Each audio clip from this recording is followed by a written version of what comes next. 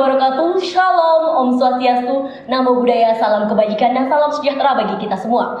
Dewan juri yang kami hormati, rekan berpikir dari tim lainnya yang kami banggakan, serta para pengkaji hukum yang berbahagia. Dewan juri yang terhormat, sebelum kami mendebatkan isi mosi perdebatan kita pada kali ini, yaitu penyandang disabilitas tunagrahita sebagai pemilih tetap dalam pemilu, izinkanlah kami terlebih dahulu untuk memperkenalkan diri. Kami dari tim Al-Ghazali dengan saya sendiri, Mbak Vidya Yunisa, sebagai pembicara pertama yang akan menyampaikan opening statement dan closing statement, dan juga rekan di samping kanan saya, Tobi Arya Katsop, sebagai pembicara kedua yang akan berdiri sebagai legal standing position pro, serta Mahendra Wijaya Kusuma sebagai pembicara ketiga yang akan berdiri sebagai legal standing position kontra. Demikian yang dapat kami sampaikan. Sekian dan terima kasih, dan terimalah salam kami. Salam Konstitusi.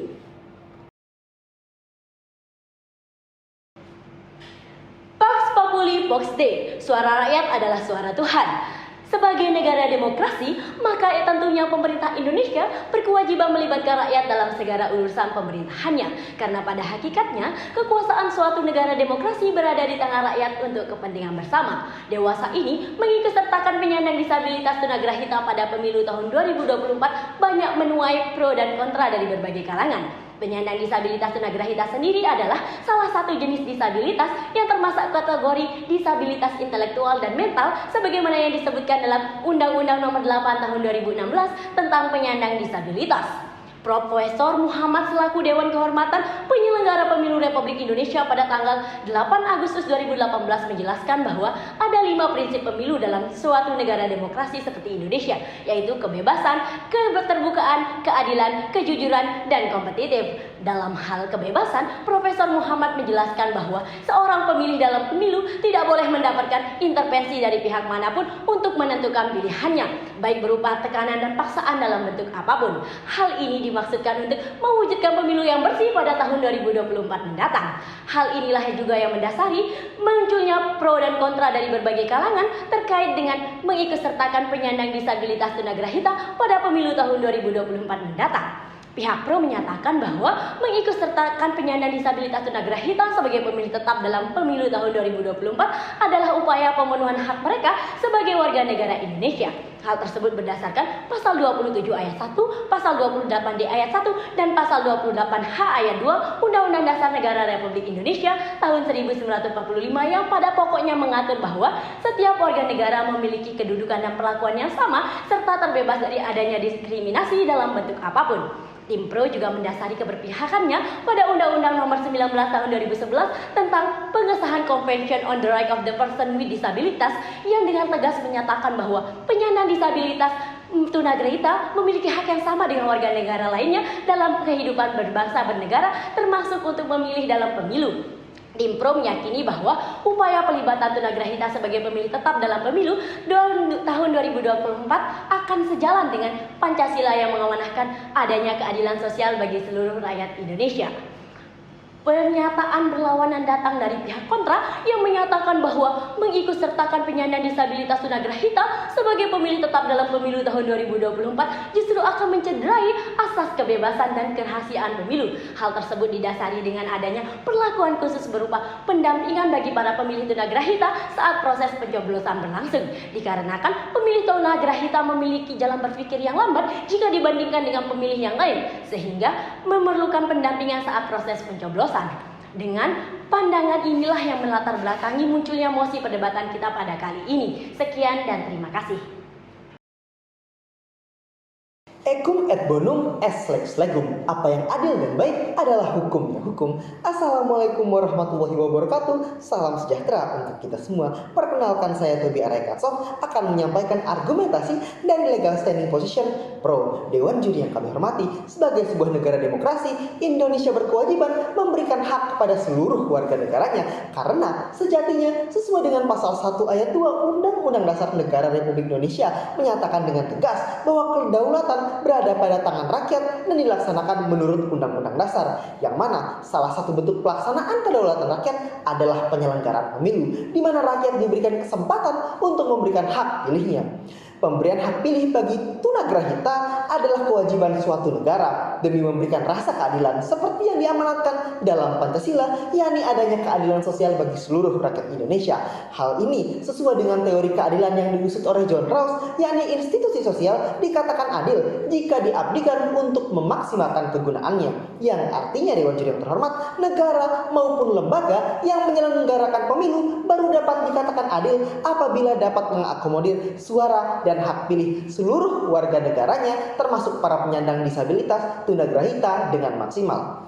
Equality before the law yang memiliki makna bahwa semua orang dipandang sama di mata hukum, yang mana Dewan Juri yang terhormat, negara seharusnya dapat memperlakukan seluruh warganya dengan adil.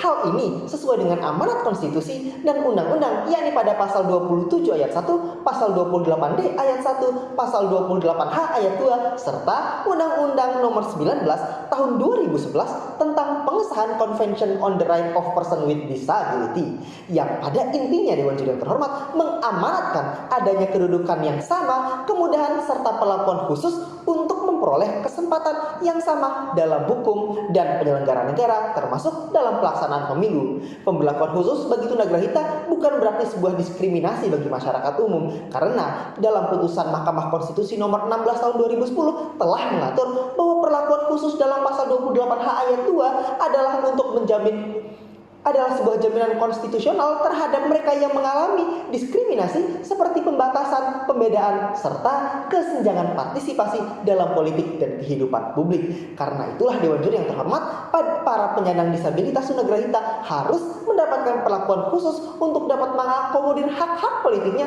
serta kesamaan di mata hukum. Interupsi. Silahkan saudaraku. Dewan Juri yang terhormat, sesungguhnya hak politik adalah hak yang dapat dibatasi atau delegated right. Maka bukankah dalam hal ini dapat diartikan bahwa hak politik bagi tunagrahita dapat dibatasi? Baik, terima kasih saudaraku. Namun yang perlu diketahui, berdasarkan amanat putusan Mahkamah Konstitusi nomor 135 tahun 2015 yang selanjutnya dituangkan dalam pasal 5 Undang-Undang nomor 7 tahun 2017 tentang pemilihan umum juga mengatur bahwa penyandang disabilitas yang memenuhi syarat mempunyai kesempatan yang sama dalam penyelenggaraan pemilu dan didata selama tidak mengidap gangguan jiwa secara permanen dan mendapatkan konfirmasi dari pihak dokter berupa surat keterangan sehat. Sehingga sudah jelas secara hukum penyandang disabilitas tunagrahita memiliki hak yang sama dengan masyarakat umum dalam pemilu. Dewan Juri yang kami hormati, penting untuk kita ketahui bersama bahwa pada tahun 2019 KPU telah mendata sebanyak 332.728 orang penyandang disabilitas tunagrahita sebagai pemilih tetap pada pemilu tahun 2019, yang berarti penyandang disabilitas tunagrahita dapat menggunakan hak pilihnya selama dapat memenuhi ketentuan seperti menyertakan surat keterangan dari pihak dokter. Kami menyadari bahwa dikarenakan keterbatasan kemampuan berpikir dari penyandang tunagrahita, hal ini tentu akan mempengaruhi proses pemilu bagi tunagrahita menjadi tidak semudah pada masyarakat umum. Ditambah lagi kita mengetahui bahwa akan dilaksanakannya pemilu serentak pada tahun 2024. Maka demi mengakomodir hak penyandang tunagrahita, kami hadir memberikan solusi, yakni dengan melakukan sosialisasi serta edukasi yang berjenjang yang dilakukan oleh KPU kepada seluruh lapisan masyarakat terkait prosedur dan keikutsertaan penyandang disabilitas tunagrahita dalam pemilu, sehingga seluruh elemen dalam masyarakat dapat saling membantu satu sama lain dan dapat saling mengedukasi satu sama lain pula, termasuk penyandang tunagrahita. Dengan begitu, Dewan Juri terhormat, kekhawatiran terkait dengan kerahasiaan dalam pemilu dapat diselesaikan. Maka atas dasar hal yang telah disampaikan, kami menyatakan dengan tegas bahwa kami sangat-sangat setuju dengan mosi kita kali ini. Terima kasih. Assalamualaikum warahmatullahi wabarakatuh. Fakta sun, potensi suara perbis. Ketika fakta dan data sudah berbicara, maka apalah guna dari sebuah kata-kata. Assalamualaikum warahmatullahi wabarakatuh. Om Swastiastu, Shalom, Namo Buddhaya, dan salam kebajikan untuk kita semua. Dewan Juri yang terhormat, sebelum memasuki tatanan argumentasi kami selaku tim kontra, maka terlebih dahulu kami akan menyampaikan bidasan terhadap kesalahan relasi berpikir daripada tim pro. Dewan Juri yang terhormat, tim pro menyatakan bahwa mengikut sertakan penyandang disabilitas tunagrahita adalah bagian dari upaya pemenuhan haknya sebagai warga negara Indonesia. Akan tetapi, pernyataan Tim Pro sejatinya tidak memperhatikan syarat dan kategori yang harus dipenuhi sebagai seorang pemilih di dalam pemilu, di mana salah satu syarat sebagai seorang pemilih dalam pemilu berdasarkan Undang-Undang Nomor 7 Tahun 2017 adalah tidak dalam keadaan terganggu jiwa dan ingatannya. Maka dari itulah kami menyatakan sikap kontra terhadap mosi perdebatan kali ini, dikarenakan mosi perdebatan kali ini sudah tidak layak lagi untuk dipertahankan. Adapun poin tidak berpihakan kami diantaranya adalah yang pertama, penyandang disabilitas tunagrahita tidak memenuhi syarat sebagai seorang pemilih di dalam pemilu berdasarkan undang-undang. Dewan Juri yang terhormat, ketika merujuk kepada pasal 5 Undang-Undang Nomor 7 Tahun 2017 yang mengatur secara komprehensif bahwa penyandang disabilitas yang memenuhi syarat mempunyai kesempatan yang sama sebagai pemilih dalam pemilu maupun sebagai calon anggota DPR, calon anggota DPD, calon presiden maupun wakil presiden, calon anggota DPRD, dan sebagai penyelenggara pemilu sekalipun. Fajar Laksono Suroso selaku juru bicara MK menjelaskan bahwa syarat yang dimaksudkan dalam pasal 5 Undang-Undang Nomor 7 Tahun 2017 salah satunya adalah tidak sedang terganggu jiwa dan ingatannya berdasarkan surat keterangan dokter. Interupsi? Silahkan saudaraku. Apakah dalam hal ini tim kontra juga tidak akan menyepakati disabilitas lain untuk menjadi pemilih tetap dalam pemilu? Terima kasih. Dewan Juri yang terhormat, kami tidak menentang penyandang disabilitas untuk menjadi pemilih tetap di dalam pemilu sepanjang disabilitas tersebut memiliki jalan berpikir yang dapat memahami mekanisme pencoblosan di dalam pemilu. Namun tidak demikian untuk tunagrahita, dikarenakan tunagrahita sendiri masuk kategori disabilitas mental yang ditandai dengan pola pikir dan ingatan yang lambat berdasarkan Undang-Undang Nomor 8 Tahun 2016 tentang penyandang disabilitas. Penyandang disabilitas fisik berbeda dengan disabilitas mental seperti halnya tunagrahita ini, di mana disabilitas fisik memiliki pola jalan berpikir yang mampu memahami mekanisme pemilu sehingga mereka memilih berdasarkan visi misi calon, sedangkan disabilitas mental seperti tunagrahita ini tidaklah demikian. Dewan Juri yang terhormat, hal ini berarti bahwa dari segi kesehatan jiwa dan ingatan, tunagrahita tidak dapat memenuhi syarat yang kedua dalam pasal 5 Undang-Undang Nomor 7 Tahun 2017.